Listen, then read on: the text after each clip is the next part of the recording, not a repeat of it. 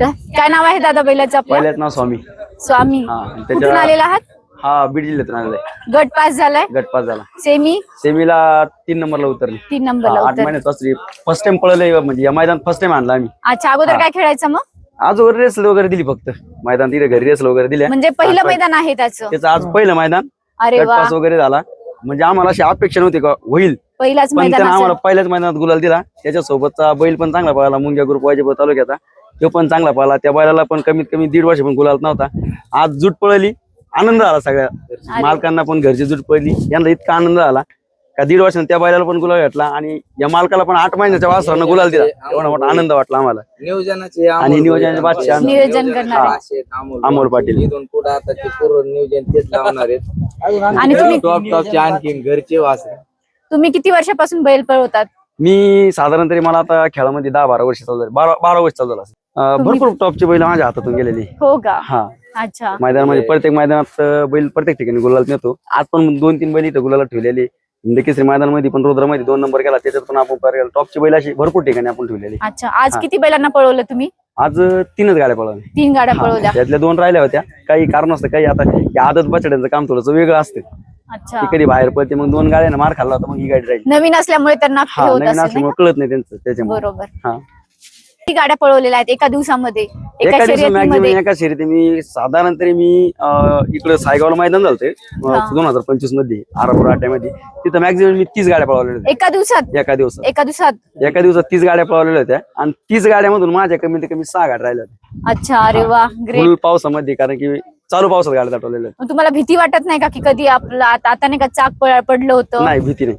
मग कधी झालं का तुमच्यासोबत कधी अपघात वगैरे? झालेला आहे, भरपूर ठिकाणी झालेलं आहे. चालू गाडीत पडलेलं आहे, चाक तुटलेलं आहे, माझ्या पाठीला कमीत कमी अशी 7-8 टाके पडले, तसं लागलेलं आहे. भरपूर ठिकाणी झालेलं आहे. तरी पण हिंमत नाही हरलेली आणि तरी पण तेच करता तुम्ही? हा, म्हणजे नजर मारलेली आहे. गाडा मालकाचा एक आपल्या विश्वास आहे. गाडीवर बसायचं, इमानदारीने बसवायचं, शेवटपर्यंत कुठंतरी न्यायचं त्यांना. मालकाची एक इच्छा राहते की आपण कुठंतरी आनंदात गागनात गुलालात राहा. तर खेळामध्ये भेटत काहीच नाही, एक नाव भेटतं आणि एक त्यांचा असा जल्लोष निर्माण होतो, तेव्हा आपल्याला पाहून आनंद वाटतो. म्हणून आपण एक इमानदारीने त्यांची गाडी आणायची, जीव तुटूपर्यंत गाडी आणायची. बरोबर. या मैदानामध्ये इमानदारी खूप महत्वाची आहे, इमानदारी नाही खूप का? महत्वाची. आणि बैलाची ताकद, त्याचप्रमाणे तुमची ताकद पण तेवढीच महत्वाची आहे. बैल म्हणजे पण तेवढाच जोडच पळायला आहे. पाहिजे, ड्रायव्हर पण तेवढाच पाहिजे, कारण की ड्रायव्हरला पण आधीतटीला कामाचा पाहिजे. आणि ड्रायव्हरची बैलाची जी खिलावट आहे ही लय एक नंबर लागते. बरोबर. आताच्या कलियुगात काय झालंय, कोणी हे जे नवीन नवीन खाद्य आलेले, कोणी कोणचं पण खाद्य घालतं, त्याच्यानं बैलाची फिटनेस वगैरे बिघडते. मग बैल कोणी काय म्हणतं, मार का खातो, त्याला हेच कारण का कोणचं खाद्य कसं घालायचं, केमिकलचं खाद्य घालायचं. जे पूर्वीच्या काळात लोक कडधान्य घालीत होती, हे कडधान्य जर आपण बैलाला घातलं सगळं मिश्रण करून, तर बैल 110% रिझल्ट असा येतो का बैल फेल हा करीत होतो. तुमचा स्वतःचा बैल नाही का? आहे ना, माझी स्वतःची बैल, म्हणजे माझी वासर घरी. कारण की आता संभाजीनगर मैदान झालं आसरा याला बांगशी माताला, तिथं गाडीला 2 नंबरला उतरली होती, पण वल्ल्यामुळे ना बैल गाडी सटकला, तर बैलाला लागलेलं माझ्या वासराला, त्यामुळे आज मैदानात आणलंच नाही. बापरे. अच्छा, म्हणजे एक परीक्षा असते, एक कसोटी असते बैलाची, ड्रायव्हरची, बैल मालकाची, सगळ्यांचंच. आणि एक अपेक्षा असते, त्या अपेक्षा ह्या क्षेत्रामध्ये कसोटी म्हणजे मॅडम अशी नाही, कसोटी इथं बैलांची पण कसोटी लागते. आणि मेन कारण म्हणजे इथं एकजूट लागते.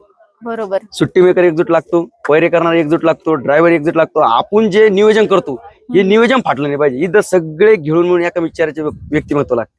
मग आपण याला नियोजन सांगायचं, त्यांना नियोजन फाटायचं, ते नाही केलं पाहिजे. हे नियोजन सगळं कधी करता बरं तुम्ही? सपोज आज तुम्हाला आता गाडी पळवायची आहे, तर याचं नियोजन तुम्हाला कधी करावं लागतं? समजा आजचं मैदान होतं, तर हे नियोजन आम्ही 3-4 दिवसापूर्वी की तयारीत लागतो. आम्ही 8 म्हणजे दिवसापूर्वी सुट्टी मेकर कोण असणार आहे, धुरकरी कोण असणार कोण राहणार, आहे, सुट्टी मेकर कोण राहणार, कोणतं वासर कोणाच्या गाड्यात पळणार, कसं पळणार, वरून पट्टीचा अंदाज घेऊन कोणचा बैल कुठं लावायचा, कोणचा बिल्डीवर पळणार, कोणचा शेल्यावर पळतो, ती पुरं एकजूट लावून म्हणजे पुरा विचार करून आपल्याला पायरा करावा लागतो. तेव्हा गाडी मैदानात कुठेतरी राहील झळकन, ही आपली एक अपेक्षा राहते. आणि त्याच्यावरून पण एक मेन गोष्ट आपली किस्मत लय कामाची, ही सगळ्यात मेन गोष्ट आहे. किती जरी पहिले केली, पण परमेश्वराच्या हातात जर असलं का याला आज कुठंतरी झळकायचं, ते झळकणार.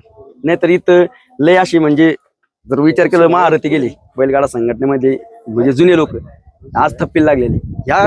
या बैलगाडा क्षेत्रामध्ये गर्व हा लगेच नाही चालत. एखादा गरीबाचा पळत असेल ना, त्याला सपोर्ट करा. माझं सगळ्या बैलगाडा मालकाला एकच म्हणणं आहे, एखाद्या गरीबाचा पळत असेल तर त्याला सपोर्ट करा, पण त्याला मागं नका खेचू. कारण की रती महारथी खाली टेकलेली, कारण की पोत्यानं पैसे, पावड्यानं पैसे वाढणारे खाली आलेले. ज्याचं पळालं, लक्ष्मी पळाली, सगळ्यांचं कल्याण होतं. फक्त कोणाच्या लक्ष्मीबद्दल कोपू नका. आपल्याला फक्त एवढंच बैलगाडा संघटना आणि बैलगाड्या लोकांना पण हे सांगायची इच्छा आहे. आज जे साताराकरांना बंदी टाकली, ही बंदी पण उठावा. कारण की काय झाले, यामध्ये गरिबाचा खूप मरण झालेलं आहे. बरोबर. आता समजा हे जे मोठे बैल पळते यांचं काही अडचण नाही, पण गरिबाचं इतकं मरण झालेलं आहे. आणि जी खरेदी चालत होती छोटी मोठी, जे समजा त्यांचं काही काहीचं कसं आहे, आता हा बैल पळाला तर समजा याची आज गट पास झाला, काहीतरी समजा एक अपेक्षा राहते समोरच्याकडून 4-2 रुपयाची अपेक्षा राहते. त्या अपेक्षानं वासरू विकलं असतं. पण आज जी खरेदी थांबली गेलेली, परत पळणं थकलं थांबलेलं आहे, हे आज गरीबावर लय मोठा अत्याचार झालेला आहे. त्याच्यामुळे एक बैलगाडा संघटना एकच सांगणे का बाबा याला त्याला तुम्ही उघरू नका, आगरू नका, फक्त समजून घ्या.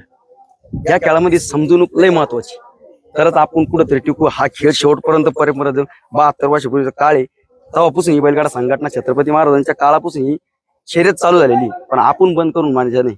याच्या मॅच उघडणं आताची हल्लीची जी नौजवान पिढी मॅडम, ही उघडी आगरी आलेली रक्त नवा जुल्लेश रक्तात लगेच थोडस काय झालं का की वाद करायला पाहिजे. हा वाद कुठेतरी थांबवा. या वादामुळे बैलगाडा संघटनाला कुठेतरी मार भेटणार आहे. आपल्याला तो मार थांबवाय. या आपली ही जशी पिढी आली जुनी, ही पुढे चालत राहिली पाहिजे. हे तुमचं गरम रक्त थोडं समजून घ्या सगळ्याला. बरोबर. पहिले जुने लोक असे होते मॅडम, म्हणजे मी एक 10-12 वर्ष मग काळात घोडाबैल शर्यतीमध्ये पण होतो. आम्ही जर समजा मैदानात खेळलो, आज इड येऊन मी माझं आम्ही दोघं गाड्या खेळलो, तर आम्ही ते मैदानात सोडून देतो. गाड्या खेळायच्या आधी आम्ही एका ठिकाणी भत्ते खाल्ले, वडेपाव खाल्ले, आणि ज्या एकदा पाठीवर गेलो का आम्ही गाड्या खेळलो, पण कधी दुश्मनी गेलो कोणाची. बरोबर. हे नाही चाललं पाहिजे. फक्त बैलगाडा लोकांना एकच सांगणे, बाबा एकाकडे उगरी वागरी बंद करा. आपल्याला खेळ टिकवायचा आहे, आपली मातीची परंपरा टिकवायची. छत्रपती महाराजांच्या काळापासून हा खेळ चालत आलेला आहे, त्यामुळे आपल्याला हा खेळ टिकवायचा आहे. आपल्याला फक्त एवढंच सांगणे इच्छित आहे. यांची कळकळीची विनंती आहे की जे काही छोट्या छोट्या वादामुळे किंवा एकमेकांच्या द्वेषामुळे पूर्ण बैलगाडी जे की शर्यत आहे की त्याला कलंक लागू नये, त्याची बदनामी होऊ नये, आणि हा पुढे खेळ कायम असाच चालत राहू आणि तो प्रामाणिकपणे चालत राहू, अशी त्यांची खूप मनापासून इच्छा आहे. आणि मला पण असंच वाटतं. आणि सगळ्या जे काही संघटना आहेत, बैलगाडी संघटना, जे पश्चिम महाराष्ट्र असो, महाराष्ट्रात, यांनी एकत्रित खेळणं, म्हणजे जे काही वाद झालेला असेल तो तिथेच सोडून एकत्रितपणे खेळणं गरजेचं आहे. त्यामुळे विदर्भ आणि पश्चिम महाराष्ट्र आणि उत्तर महाराष्ट्र हे वाटण्या झाल्या, यात लय मोठा फरक म्हणजे झालं नव्हतं पाहिजे असं. बरोबर. कारण की हा म्हणजे असं नाही का त्यांना आपल्याला गरज नाही, का आपल्याला त्यांची गरज नाही. गरज ही प्रत्येकाला आहे, गरज ही प्रत्येकाला लागते. हे चालू झालं पाहिजे. त्याच्या चालू होण्यामागे कारण असं आहे, आता समजा त्या लोकांनी बंदी टाकले, कारण नसतं काहीतरी बंदी टाकली, झाले 2-4 वाद. पण जे आता समजा हे बोलते त्यांच्या मागे आम्ही असं आहे तसं, हे बोलू नका.